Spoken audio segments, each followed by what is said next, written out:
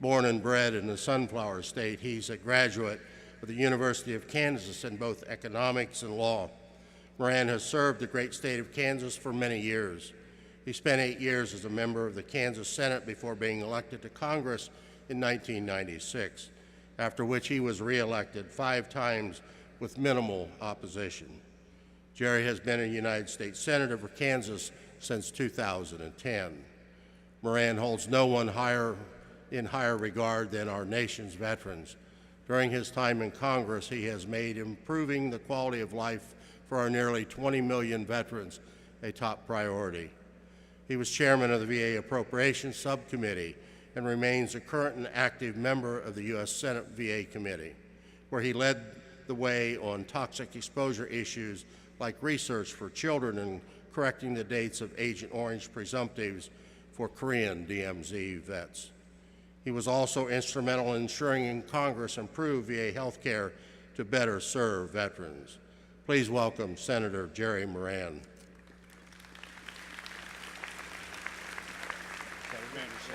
Honored to be with you. Thank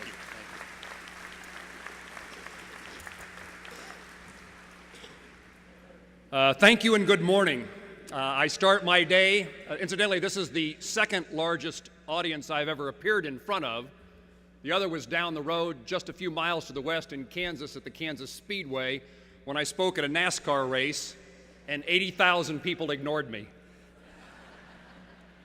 I start my day with you and I will return to Washington, D.C., where at 5:30 this evening, the United States Senate will vote to confirm a new Secretary of the Department of Veterans Affairs.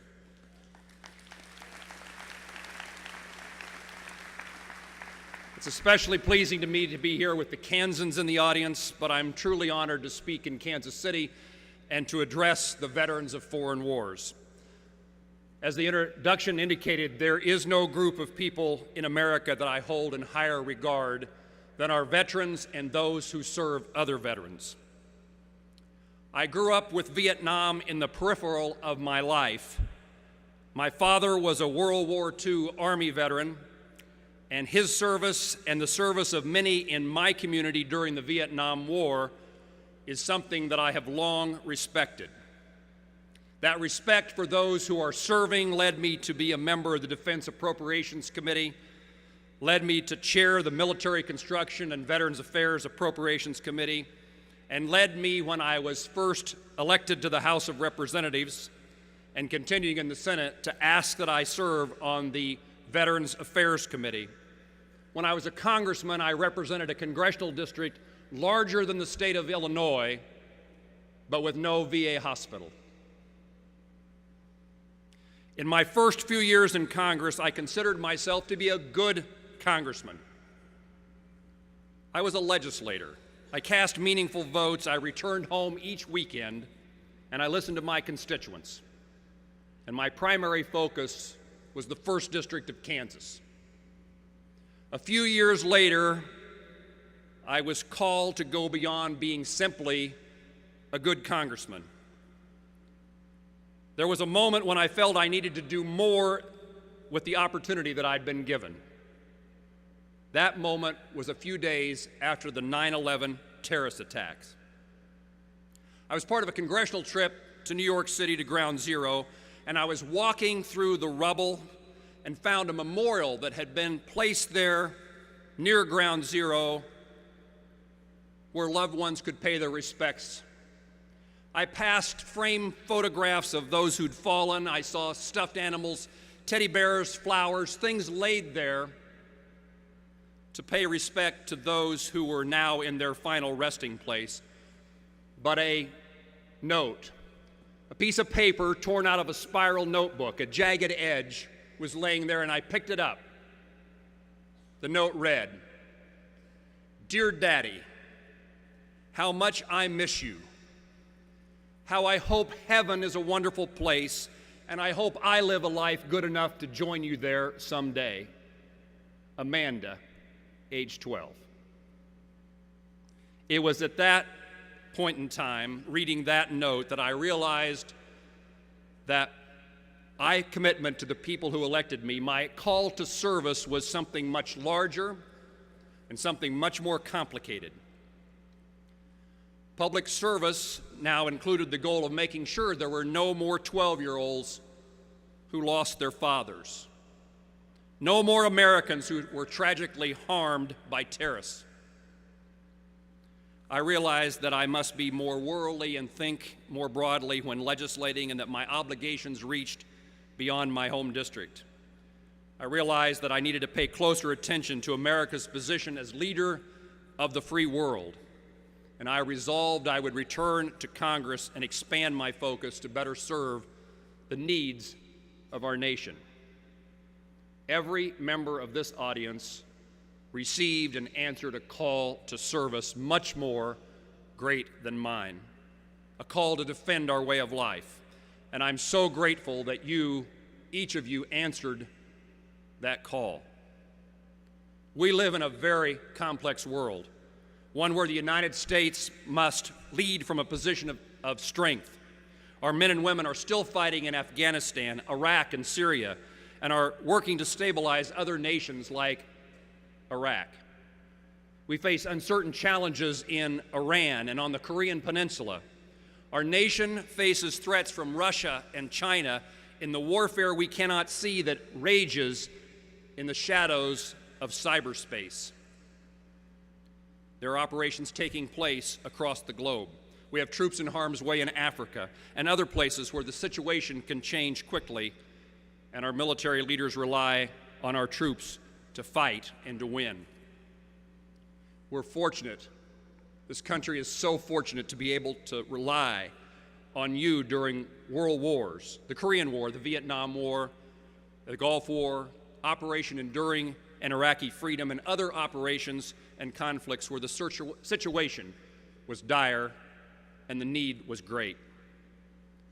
But the needs of our nation's veterans are also great. Our nation's needs are great, but the needs of our veterans are great, and the VFW is making a world of difference as veterans serving other veterans. VFW members choose to continue serving by assisting others who served, promoting patriotism, and having the veterans' voice heard and felt in Washington, D.C. I see it almost every day, the consequences of the strength of the VFW and its members. Since 1899, the VFW has created a unified voice in the care for veterans and demonstrated the qualities of servant leadership with the core mission of putting our nation and your brothers and sisters ahead of yourselves. But this should not be a mission the VFW alone has to undertake. We need the support from our academic institutions, providing education and training for our veterans, current service members, and their families through the GI Bill. Industry and employers must make hiring veterans a priority and ease the burden faced by Guard and reservists who need to take time to drill or who, when they go on deployment, return to their day jobs. Veterans deserve the best of the Department of Veterans Affairs, the best that it has to offer. I judge whether the VA is doing its job through casework. The number of veterans contacting my office and asking for assistance because they're struggling to get the care or benefits they need. This is something VFW understands well, because the VFW also provides casework services, helping veterans navigate the VA and working to get them benefits they've earned. Together, we must make certain no veteran falls through the cracks. We will know that we've been successful when we no longer lose 20 veterans a day to suicide. We cannot expect our younger generation of volunteers to serve if they don't feel and know that they will be supported during and after their service.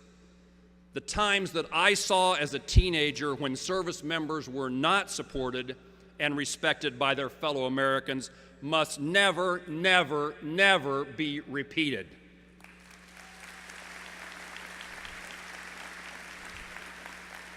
Each of you, every one of you continues to serve and benefit our nation through your membership in the VFW.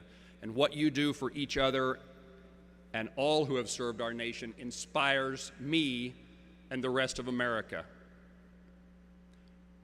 That inspiration that you provide is sorely needed today. Our people, the American people, are sick and tired of politics, of Republican this and Democrat that. When I get discouraged, I put on my running shoes and I walk up to the Lincoln Memorial. And on that walk, I will go by the World War II Memorial. I'll then go by the Vietnam Wall. And on my way back, I come by the Korean War Memorial. Those memorials and monuments remind me that no serviceman or woman served his or her country because they were Republicans or Democrats.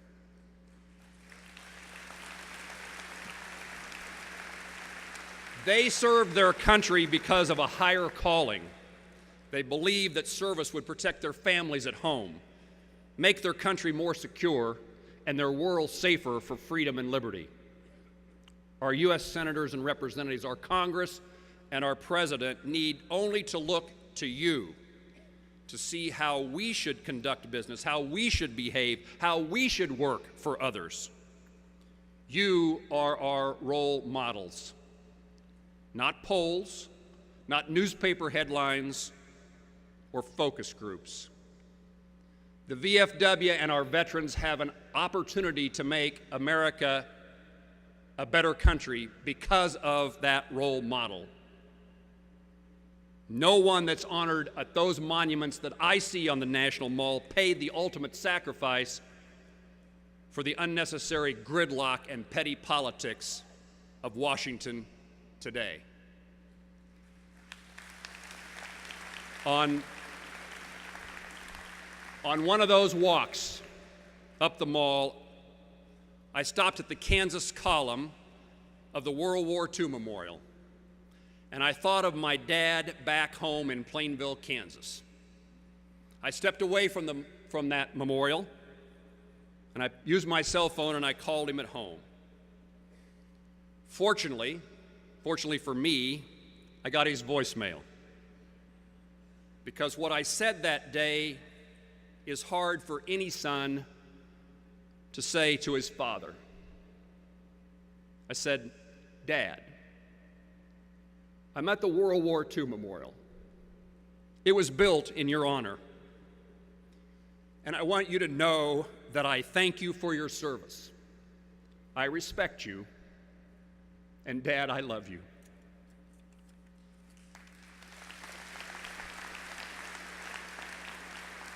During my walk back to my office, my cell phone rang. It was my dad. He went up to me. He said, "Gerald, you left me a message. I couldn't understand it. Could you repeat it?" My dad, a VFW member, died a few years back at age 98. So I can't repeat it to him. So today, let me repeat it to you. I thank you for your service. I respect you, and I love you. God bless America and those who honor it like you do with your service. Thank you. Thank you very much.